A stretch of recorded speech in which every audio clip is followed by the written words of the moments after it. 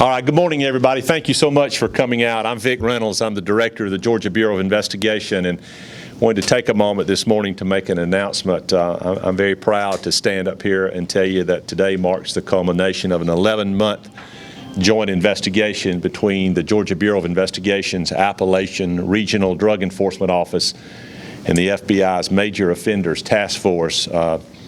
This investigation has centered around a major methamphetamine and heroin trafficking distribution ring operating here in the Northeast Georgia area and reaching down, in fact, to the metropolitan Atlanta area as well. This investigation, as of this morning, has resulted in the arrest of 48 individuals. It's also resulted in the execution of 12 search warrants for various locations, both up in the Northeast Georgia and the metropolitan Atlanta area. As of this morning, although we're still out on the street and conducting parts of the investigation, as of this morning we have seized 50 kilos of methamphetamine, a half a kilo of heroin, 20 weapons, cash, and vehicles. I just want to take a moment before I call the FBI representative up, ASEC Santiago, to speak, to thank our partners in this endeavor. I particularly want to thank our federal partners at the FBI, Hall County Sheriff Gerald Couch, for all the work he and his folks have done here. The District Attorney of this circuit, Lee Dara, who is an old friend. I appreciate his support throughout this. And our control board members, which make up the Appalachian Regional Drug Enforcement Office of the GBI. And those partners include the White County Sheriff's Office, the Lumpkin County SO, Towns County SO, Banks County SO, Habersham County SO, Stevens County SO, Rabun County SO, Jackson County SO, and Franklin County SO, along with municipality police departments in Cleveland, Livonia, and Toccoa. The Department of Public Safety, our partners at the State Patrol, who are up here representing with us as well, our partners at the National Guard Counter Drug Task Force, and of course the GBI. And before I turn it over to ASEC Santiago from the FBI, I just want to make a brief statement and tell you that as you look up here this morning, this is a great example of how this is supposed to work. When you have this type of interagency cooperation at a federal level, at a state level, and a local level, and you work in conjunction with your prosecution partners, that's the way law enforcement is supposed to work. And that's and I think you can see as a result of that what happens when we're able to seize 50 kilos of methamphetamine, a half a kilo of heroin, weapons, cash, vehicles, and put an end to a major methamphetamine heroin trafficking distribution ring in this area. So I just want to take a moment to thank all of my partners behind me. ASEC Santiago from the FBI will be stepping up now. He'll also be introducing his partners in the FBI's Major Offender Task Force, and we also thank them as well. So again, thank you for your time.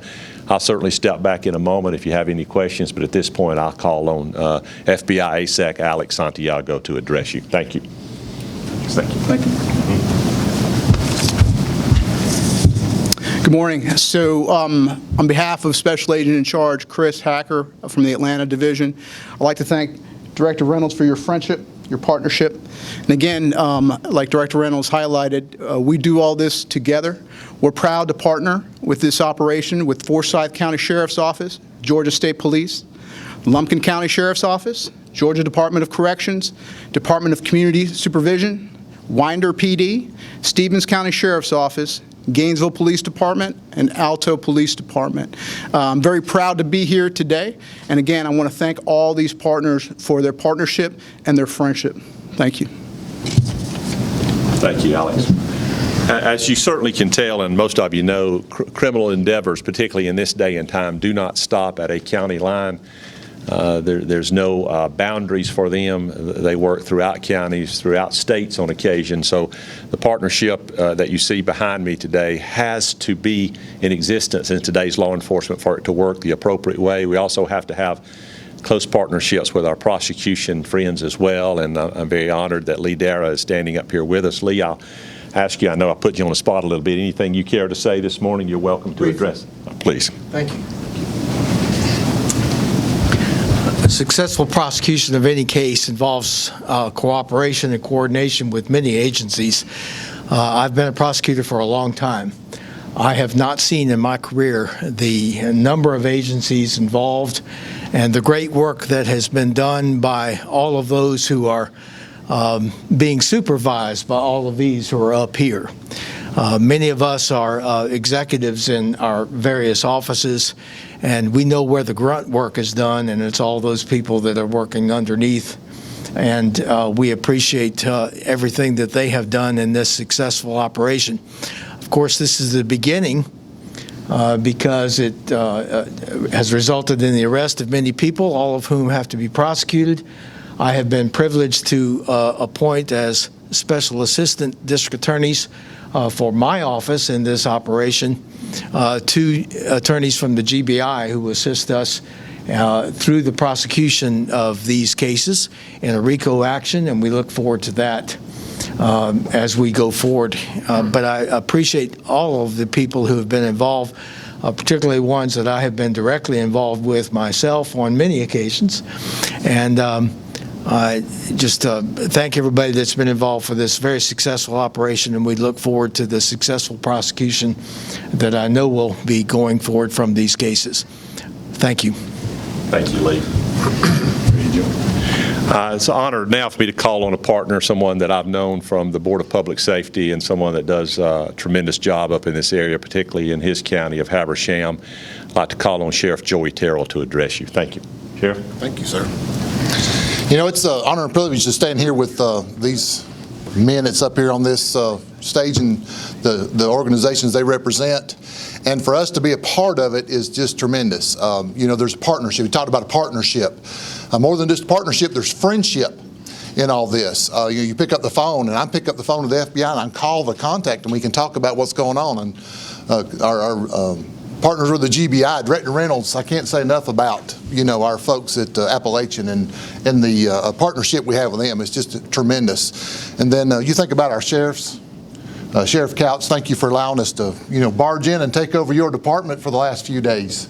And, you know, I can't leave out Sheriff Freeman and Sheriff Shirley and our retiring buddy right here, Neil Walden from White County. And, you know, just the camaraderie we have in all this, but the hard work that's been put in, and just to send a message that we're not going to tolerate what's been going on in our communities. And we couldn't do it without our state patrol. We couldn't do it without, you know, the counter drug and all the other folks that's involved, even down to our PDs and our folks that work the street, the guys that just get down there in the trenches and do the work. Thank you for everything you do. We appreciate it. Thank you, Sheriff. Let me echo Sheriff's comments, too, and just thank Sheriff Couch for his graciousness and willingness to open his doors for us today and allow us to work with him. We appreciate that so much. I'd like to just very briefly call on another good friend, someone that we've worked closely with over the years, Sheriff Freeman for Forsyth, and just ask him to say a few words, and then we'll take some questions in a moment. Sheriff, thank you. Thank you, Director. Morning, everybody. I think it's important just for us to recognize, I know I speak for the sheriffs and the other law enforcement executives behind me. This is not just a drug bust, and this is a disruption of a criminal element. These things trickle down. They create violent crime, they create property crime, they create the things that disrupt our communities. And so when you see a major undertaking, an 11-month investigation, and you see the cooperation between federal, state, and local authorities, what in fact you're seeing is keeping our community safe. We didn't just take drugs off the street. What we did is we saved lives. The work by the men and women who did this, not only did we take heroin off the street, did they take methamphetamine off the street, they kept violent crimes from happening, and the successful prosecutions will keep future violent crimes from happening, and will also keep property crimes from happening. So I think we need to make sure that we look at the big picture of how this is keeping our communities safe and how this is disrupting criminal activity in our communities. That's why it's so important that we keep doing this. So, Director, to our friends at the FBI and to the rest of the law enforcement executives, thank you for letting your people do what they do so well. Director. Thank you, Sheriff. Yeah, I want you to remember, too, if you would, you know, in these task forces, these local departments, and some of them they're not huge departments, but they're willing to share the men and women assigned to those departments to these task forces to allow them to work together with other agencies. And again, I don't mean to be redundant, but I can't emphasize the importance of interagency cooperation. I think this is a great example of that and what results in it. Before we open for any questions, if there are any, let me go around. Gentlemen, anyone else care to speak, you're certainly welcome to. Sheriff Couch, you sure you don't want to say a few words? Okay, thank you. All right, anything you guys may want to ask us? Any questions? Can you just walk us through what happened? Basically, there was some information that became aware to the local law enforcement officers for a lengthy period of time, primarily beginning around August or so of 2019. That information, without releasing too much before any court appearances, indicated a major methamphetamine being brought into this area and being distributed by several individuals. The GBI task force then began partnership with the FBI Major Offenders Task Force. And the reason we partner with them is because each one of those task force brings together, as you can tell behind me, representatives from a number of departments. As those two task forces began working together, we began doing a number of things in the course of that investigation to determine the legitimacy, the validity, and the evidentiary standard of whether or not that was in fact occurring up here. It was. There was major methamphetamine being brought into this area along with heroin as well. As we began working those cases, gathering that information, the agents worked them. They worked leads, they did surveillance, they did various other law enforcement tactics in order to determine what was being done, where it was being done, and how it was being done. And that resulted in yesterday a sweep of 48 individuals who've been placed in custody. I will tell you that I don't think we're through. The agents are still working. They're still out on the street. And so it would not surprise me if we don't end up seeing more individuals arrested, but also the execution of 12 search warrants has discovered a number of weapons, also a half of a kilo of heroin. A number of vehicles were seized and some cash. We also were very fortunate enough to find and discover a conversion lab as well, where there individuals were converting liquid methamphetamine into methamphetamine distributed on the street. So we're very proud of that work as well. And that's basically where we got to today without sharing too much information before we get in a court of law. We feel very good about the cases, where they're at, where they're headed, and we expect the prosecution to be very aggressive and assertive in this case. Is there an estimate on how much these suspects may have trafficked in their time here? You know, I don't know total. I think by the time we get into court, we may have a little bit better idea of what it is. But I think if you just take, for example, what we seized in the course of yesterday and a little bit before, some 50 kilos of methamphetamine, half a kilo of heroin, I think that would be indicative of the type of drugs that were being brought into this community. And you mentioned the liquid that might have been converted. Is there any idea of how much that might have been converted into if it had been completed? Do we have any gauge of how much we think may have been converted into that from that lab? So the guess is probably around 10 kilos right now where we got it. Okay, thank you. Yes, sir. Of the counties represented here this morning, was there any one particular county that had the predominant amount of this activity? Any idea, Trent? It's spread throughout all of northeast Georgia. Obviously, there was more arrested in some counties, but it was throughout all of northeast Georgia. It's not a county in North Georgia probably touched by this organization. Yeah, I think that's a pretty strong statement, and that, you know, not only was it touching up here where it's centered in northeast Georgia, but again, we had occasion for the investigation to lead us down in the metropolitan Atlanta area as well. But again, the majority of it was here in this northeast Georgia area. 48 people arrested. Did it rank from, in the way of how the scheme was set up, from guys at the top to all the guys all the way at the bottom selling? Was it a pretty wide range of? Yeah, I'm comfortable without getting into too many details now that the arrest centered around virtually every level of the distribution ring. Yes, sir. And is there a chain from here to another country? I would presume it's going to be running down to Mexico. Yes, that's the evidence that's indicated. Now, we'll lay that out a little bit better and a little bit clearer in court, but yes, it's going to be a distribution ring that ran from Mexico up to here. Do we know how it was distributed, how it's being ran from Mexico to here? We have a strong idea. I'm not going to indicate that now. It's something that we're still looking at, but we do have an idea of how it was run. Yes, sir. Any peripheral incidents connected with the 48 arrests? Any problems? No, thankfully, all the agents involved were safe and got back safely, and no one was hurt or injured on either end, so we were very, very thankful for that. Could you walk us through the crackdown, how the day the seizing happened and all, the day it happened?